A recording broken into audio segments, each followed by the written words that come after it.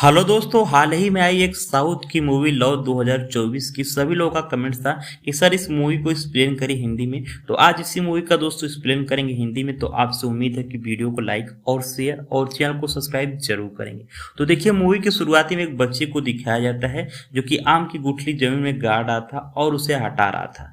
फिर एक scene change होता है और वहां में प्रदीप नाम का एक लड़का दिखाई देता है जो कि इस मूवी में लीड रोल करता है। प्रदीप एक सॉफ्टवेयर कंपनी में इंजीनियरिंग का काम करता है और उसके परिवार में उसकी माँ और एक छोटी बहन दिव्या रहते हैं। अगले सीन में प्रदीप अपनी सेविंग के चिल्लर से एक नया फोन खरीदता है। फिर हम देखते हैं कि प्रदीप वो फोन अपने लिए नहीं बल्कि अपनी गर्लफ्रेंड के लिए खरीदता है। जैसे वो अपनी फोन अपनी गर्लफ्रेंड को देता है, पहले तो काफी खुश होती है, पर जैसे प्रदीप उसे गले मिलता है निकिता के चेहरे पर शिकस्त दिखती है, क्योंकि अपने पापा को गिफ्ट के बारे में कैसे बताएगी, यह फोन किसने दिया।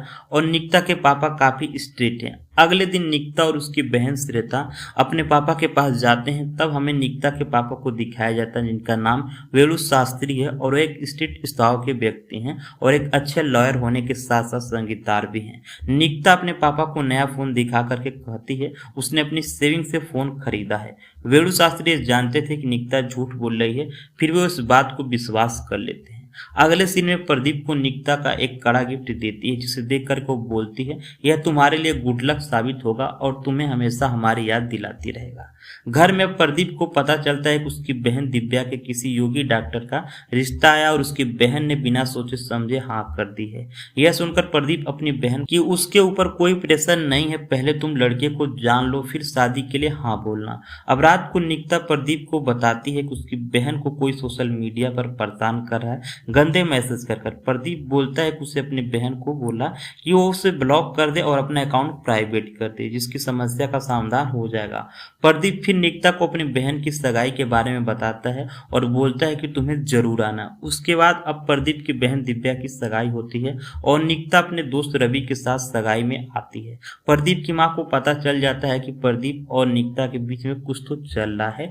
अब धीरे से ऐसे 8 महीने बीत जाते हैं और एक दिन निकिता के पापा निकिता को प्रदीप से बात करते हुए फोन पर पकड़ लेते हैं और उसको प्रदीप को फिर घर बुलाने के लिए बोलते हैं। जैसे प्रदीप को बात पता चलती है वो शॉक हो जाता है कि अगले दिन प्रदीप निकिता के घर उसके पापा से मिलने के लिए। निकिता के पापा प्रदीप से काफी अलग तरीके से सवाल पूछते हैं और प्रदीप के सामने एक शर्त रखते हैं कि अगर प्रदीप और निकिता 24 घंटे के लिए अपना फोन बदल लेते हैं तो उन दोनों की शादी करा देंगे, लेकिन अगर कुछ भी गड़बड़ी हुई तो निकिता की शादी वो अपने मर्जी लड़के से कराएंगे। और फिर प्रदीप और निकिता एक दूसरे को फोन को एक्सचेंज कर लेते हैं। अब दोस्तों घर पर जाकर प्रदीप ये सारी बातें अपने दोस्तों को बताता है। उसे भी डर लग रहा था कि कहीं निकिता उसका फोन चेक ना कर ले। इधर निकिता के पापा भी जानबूझकर प्रदीप का फोन चेक करने के लिए निकिता को फोर्स करते हैं। उधर प्रदीप के दोस्त भी उसे निकिता का फोन चेक करने के लिए बोलते हैं और इस सिचुएशन में दोनों एक दूसरे का फोन को देखना ही पड़ता है, भले ही दोनों ने एक दूसरे पर कितना भी विश्वास क्यों ना किया हो। अगले सीन हमें फिर से दोबारा उस बच्चे को दिखाया जाता है जो कि आम को गुठली को दोबारा निकाल करके जमीन में फिर वापस यहाँ पे गाड़ देता है। उसके बाद सीन चेंज होता है और दिव्या की दोस्त नमिता दिव्या को बोलती है कि वो इतने कम सुंदर लड़के दिखने वाले को कैसे पसंद कर ली, वह तो बिल्कुल हैंडसम नहीं है। तब दिव्या बोलती है वो काफी अच्छा इंसान है, उसकी काफी केयर भी करता है, उसने डॉक्टर योगी की अंदरूनी खूबसूरती देख करके उसे शादी करने के लिए हाँ कही है। अब प्रदीप निकिता का फोन चेक करता है तो उसे रवि के चैट पढ़कर पता चलता है कि रवि से निकिता को प्रपोज किया था और वो निकिता को कॉल करके उससे काफी गुस्सा करने लगता है। तब निकिता भी बोलती है संध्या नाम की लड़की कौन है जो तुम्हें बार बार हाय का मैसेज कर रही है। तब प्रदीप बोलता है उसकी एक्स है। फिर निकिता प्रदीप से गुस्से में होकर के फोन काट देती है। थोड़ी देर बाद प्रदीप निकिता का फोन दोबारा चेक करता है, तभी उसे पता चलता है कि निकिता का एक्स भी रह चुका है जिसका नाम यहाँ पे मोहन होता है। निकिता उसके साथ लॉन्ग ड्राइव पर जा चुकी है। तब प्रदीप निकिता को फोन करके पूछता है कि मोहन कौन है, पर निकिता बोलती जैसा तुम सोच रहे हो वैसा कुछ भी नहीं है। प्रदीप का निकिता पर भरोसा थोड़ा कम होने लगा था जिससे वो निकिता की बात विश्वास नहीं करता था और उस पर वो गुस्सा करता था, फोन करके काट देता था। अगले दिन प्रदीप निकिता के पापा के पास जाकर के फोन एक्सचेंज करने का टाइम उसकी बहन की शादी तक बढ़ाने के लिए कहता है ताकि वो निकिता के बारे में अच्छे से जान पाए। पर निकिता यह देख करके परेशान होती है और वो प्रदीप के बारे में कुछ भी नहीं जान पा रही थी क्योंकि प्रदीप ने अपना पहले से व्हाट्सएप यहाँ पे स्टिक क्लियर कर दिया था। दिव्या को डॉक्टर योगी पर थोड़ा सा काफी बुरा लगता है और उसे डॉक्टर योगी पर शक होने लगता है कि जरूर कुछ न कुछ छुपा रहे हैं। फिर वो उसका फोन देखने की कोशिश भी करने लगती है। इधर निकिता ने प्रदीप की सारी हिस्ट्री रिस्टोर कर लेती है। निकिता को प्रदीप के फोन में काफी सारी लड़कियों के फोटो मिलते हैं जो कि प्रदीप शॉर्ट फिल्म बनाने के लिए मांगे थे। इसे देख करके प्रदीप को फोन पर गुस्सा करके करती है और उससे बात क्यों छुपाई, और फिर प्रदीप निकिता से झूठ बोलने लगता है, जिससे निकिता और भी प्रदीप के बीच में सब कुछ बिगड़ने लगता है। थोड़े टाइम बाद अब दिव्या की मेहंदी हो रही थी। प्रदीप के सारे दोस्त बैठ करके दारू पीते हैं। तब वहां प्रदीप का एक दोस्त दिनेश आता है, जिसे देख करके प्रदीप को याद आता है कि दिनेश ने कॉलेज में एक फेक लड़की की आईडी बनाई थी, जो कि सारे दोस्तों के पास यहाँ पे फोन में आईडी लॉगिन रहती है। उसे गंदे काम के लिए सब लोग इस्तेमाल करते हैं। वही आईडी प्रदीप के भी फोन में अभी भी खुली थी। अब निकिता प्रदीप की ब्राउजर हिस्ट्री को देख लेती है कि जो कुत्ते का बच्चा प्रदीप ने उसे दिया था वो किसी सोफिया नाम की लड़की ने उसे शायद यहाँ पे दी थी, जो कि उसकी एक्स है। निकिता प्रदीप को सोफिया के बारे में पूछती है और वो भड़कने लगती है। तब प्रदीप उसे समझाता है, उसे अगले दिन मिलने के लिए बुलाता है ताकि उनके बीच गलतफहमियां दूर हो जाए।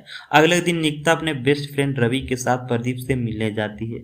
अब इन दोनों के बीच बात चली रही थी, तभी प्रदीप के दोस्त उसे फोन पर बताते हैं उसके फोन में लड़की वाली जो आईडी लॉगिन है कंट्रोल कर सकते हैं, बस एक उस पर ओटीपी जाएगा, वो बता देना। वो फोन निकिता के पास था, जिसके बाद प्रदीप ओटीपी के लिए निकिता के हाथ से फोन छीनने की कोशिश करता है। तभी निकिता फोन झटके से अपने पास ही रख लेती है। तब उसे पता चलता है यह तो वही आईडी है जिससे निकिता की बहन को गंदे मैसेज आ रहे थे।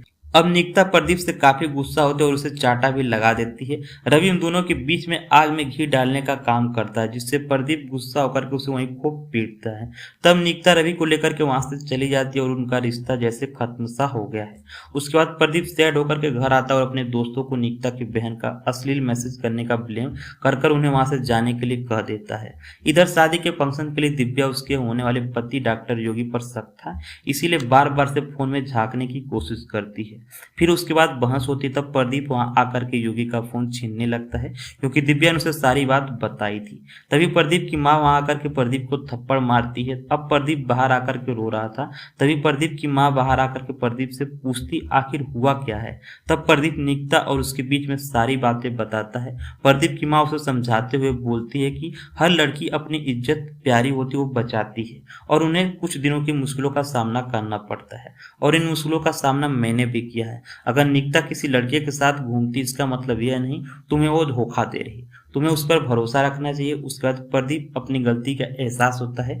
फिर थोड़ी देर बाद डॉक्टर योगी प्रदीप को सारी बात बताता है कि उसके दोस्त उसकी बॉडी और फेस को लेकर के काफी मजाक उड़ाते हैं और उसको बुरा भला कहते हैं। इससे कुछ फोटोज और मैसेज फोन में हैं जिसे वह नहीं चाहता कि दिव्या देखे और उसे रिजेक्ट कर दे। यही सारी बातें फोन पर दिव्या भी सुनती है प्रदीप की मदद से। इसे सुनने के बाद दिव्या की गलतफहमी दूर हो जाती है और वो डॉक्टर योगी के क्लोज आ जाती है। प्रदीप और अपने दोस्तों और बर्ताव के लिए माफी मांग लेता है और फिर थोड़ी देर बाद हमें पता चलता है निकिता का किसी ने एमएस वायरल कर दिया है, जो कि सबके फोन में आ जाता है। निकिता के पापा ही वीडियो देख करके उस पर काफी गुस्सा करते और उसे मारते भी हैं।